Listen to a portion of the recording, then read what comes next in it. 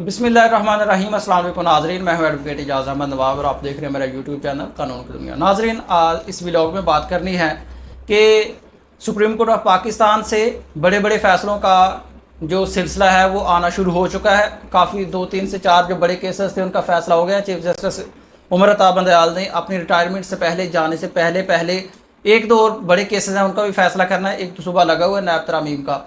बहरहाल इस व्लॉग में बात करते हैं कि इलेक्शन कमीशन ऑफ पाकिस्तान की 14 मई को इलेक्शन का जो फैसला था उसकी नज़रसानी दरख्वास्त खारिज कर दिया। उसके बाद की सूरत हाल क्या बननी है, शॉक्ड नून लीग को और इलेक्शन कमीशन को लगा है या नहीं लगा, इसका नुकसान पाकिस्तान तहरीक इंसाफ को होना है, इसका फ़ायदा पाकिस्तान के आइन को होना है, रियासत को होना है, पाकिस्तान तहरीक इंसाफ को होना है, PDM को होना है, या किसी को भी नहीं होना, किसी पर कोई असर नहीं पड़ना, ये बात करते हैं। अगर आपको याद होगा तो जब पंजाब और KPK की असम्बलियाँ तोड़ी थी उस वक़्त जो आइन था आज भी वो कहता है कि जब असम्बलियाँ डिज़ाल्व होनी है तो इलेक्शन 90 डेज़ के अंदर होने हैं। इमरान खान ने, पाकिस्तान तहरीक इंसाफ ने दोनों सूबों में, पाकिस्तान के दोनों बड़े सूबों में अपनी जो हुकूमत थी, जो असम्बलियाँ थी, इसलिए तोड़ दी कि आइन कहता है 90 डेज़ के अंदर इलेक्शन होना है, जमहूरियत कहती है कि आइन को मानना है, इखलाकियत कहती है आइन को मानना है, चीफ जस्टिस साहब कहते हैं कि जी ये सुप्रीम कोर्ट का काम है ऑर्डर देना, उसको मानना इखलाकी जिम्मेदारी है।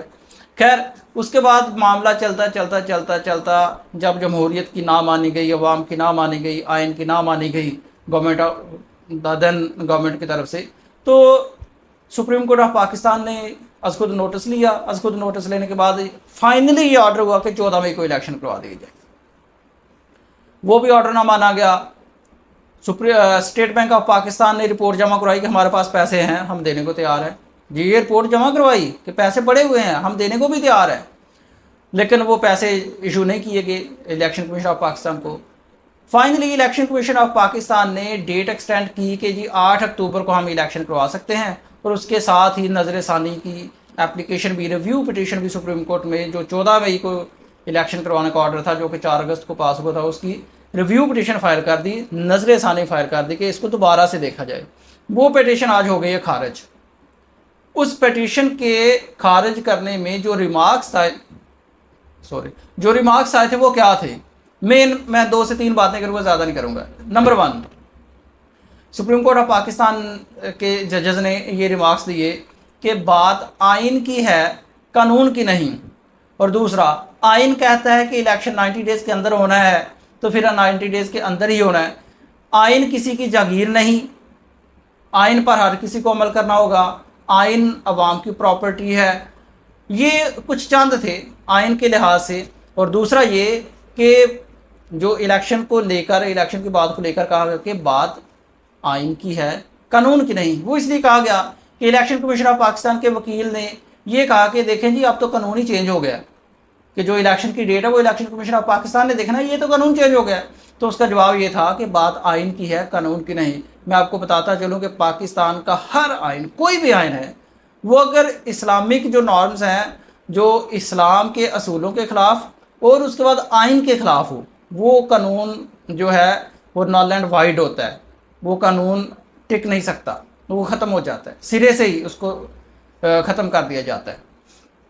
तो ये जो कानून बनाया है कि इलेक्शन कमीशन ऑफ पाकिस्तान ही डेट दे सकता है, ये आर्टिकल 48 सब आर्टिकल 5 जो है, जिसके तहत ये कहा गया है कि जब भी सदर पाकिस्तान असम्बलियाँ तोड़ेंगे तो वो 90 डेज़ के अंदर इलेक्शन करवाने की साथ में डेट भी देंगे। ये उसके खिलाफ है, इट मीन्स ये कॉन्स्टिट्यूशन के खिलाफ है। जब ये कॉन्स्टिट्यूशन के खिलाफ है तो फिर ये जो कानून है ये नल एंड वाइड है, ये वाइड एब इनिशो है, ये सिरे से ही गलत है, तो इसको गलत माना जाएगा। सुप्रीम कोर्ट ऑफ पाकिस्तान ने इसका वाज़ेह इशारा भी दे दिया और वाज़ेह ऑर्डर भी कर दिया, और ये भी कह दिया कि इलेक्शन 90 डेज़ के अंदर ही होने हैं।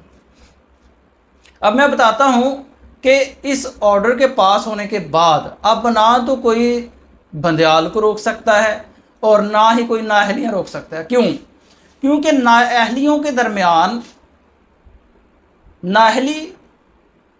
नाअहली और ये शहबाज शरीफ वगैरह के दरमियान सिर्फ एक ही बात थी, एक रुकावट रह चुकी थी, वो थी नज़र सानी की दरख्वास्त।